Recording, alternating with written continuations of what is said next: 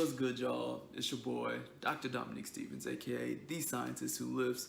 So, back again with another episode, part, something, whatever it is, Confessions of a Black Scientist. Let's get into it.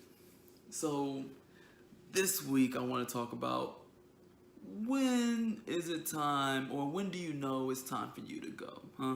And for me, it's really intuitive because it's always before. I always know when shit is about to hit the fan, and so that's like my indicator. Is like, okay, start making plans to get the fuck out, right? So it's really intuitive for me. It's never. I don't know if it's because of past trauma, which most likely it is, to never feel comfortable in a space, and or at least in a lab setting. Like I feel comfortable, but never feel secure to say, look, there's I don't have to worry about shit going wrong or anything like that. I don't gotta worry about any of that.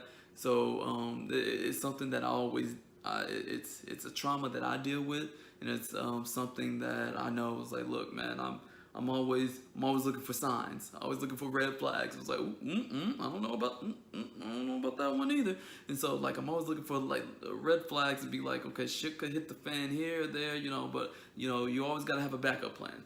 I was a Boy Scout. Always be prepared, but also always have a backup plan. You gotta be ready to make an exit whenever shit starts to go awry, right? Because you can't be out here just like, well, fuck, I don't know what I'm gonna do now.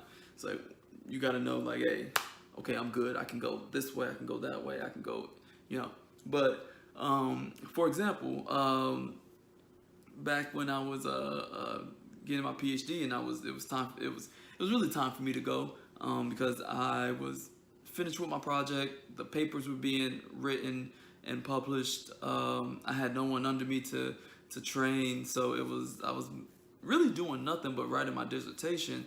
The issue I had was my boss not being as present, so I didn't have anybody helping me write my dissertation, which really sucked, and it's really like it kind of held me back a little bit because I could have been out of there a lot sooner, if I'm being honest. But for me, what I did was I was writing as I was, I was writing as I was finishing experiments. So, and that's how I kind of kept track with things. So even though it was funny because the only piece of something I got back from my PI was telling me how terrible my writing was, but he didn't really give me suggestions on how to fix it, and it makes no sense to me.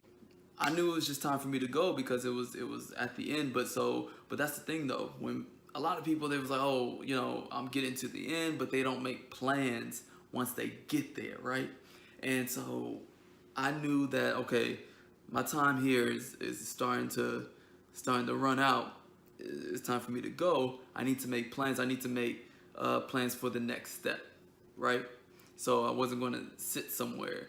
And usually, for your advisor, and that's if you got a good one, you know when it's getting close to that time to go, because they're usually working with you. They was like, hey, I want you to go to this next step. They're not trying to keep you for 7-8 years, which is really fucked up. And side note, I'm gonna go off on tangent. Side note, to put your to all the PIs out there, to put your students or your PhD students, your master students through any kind of trauma, it's fucked up. So from the bottom of my heart, if you do that shit, fuck you.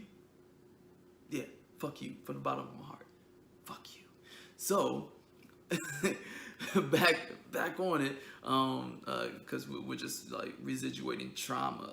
Trauma just trickling down trauma. I don't know why we do that in academia, but besides the point.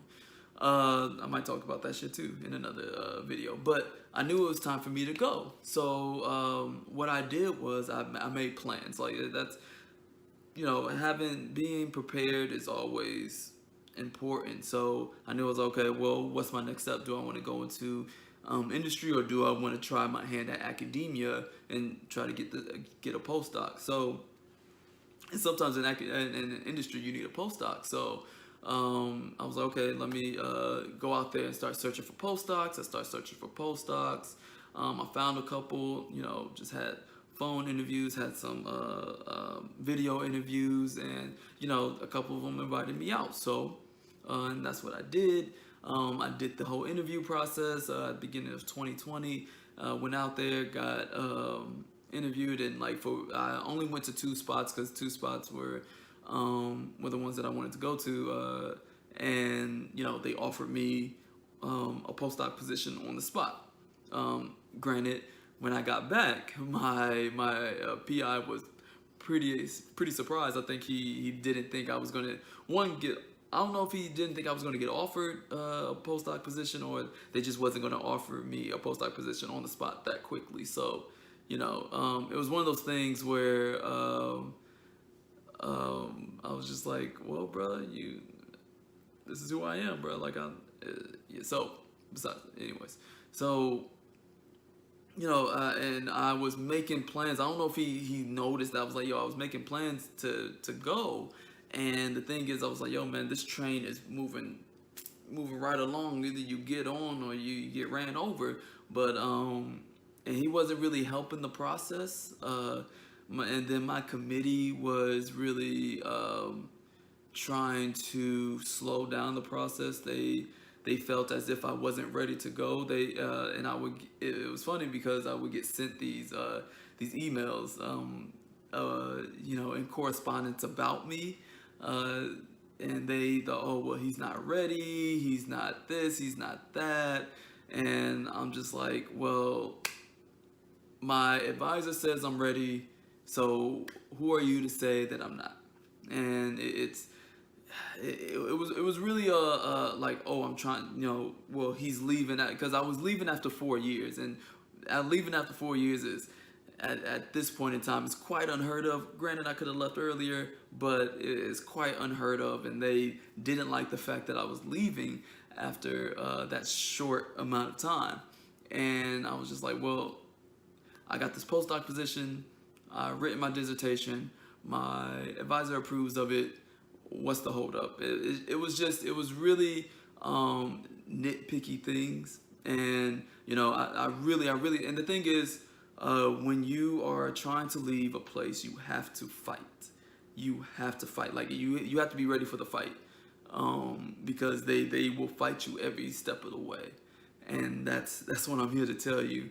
I fought. Like I literally had to fight until the next semester to get and I was already in my postdoc when I got my PhD.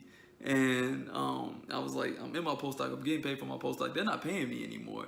Like Howard isn't paying me anymore, but they still being dicks. So I'm just like, well, and I did my thing, did it over Zoom because pandemic, and I got it done. And I got out in the time allotted that I said I was gonna get out. So if you got this idea, hey, look, it's time for me to go. Fight for it.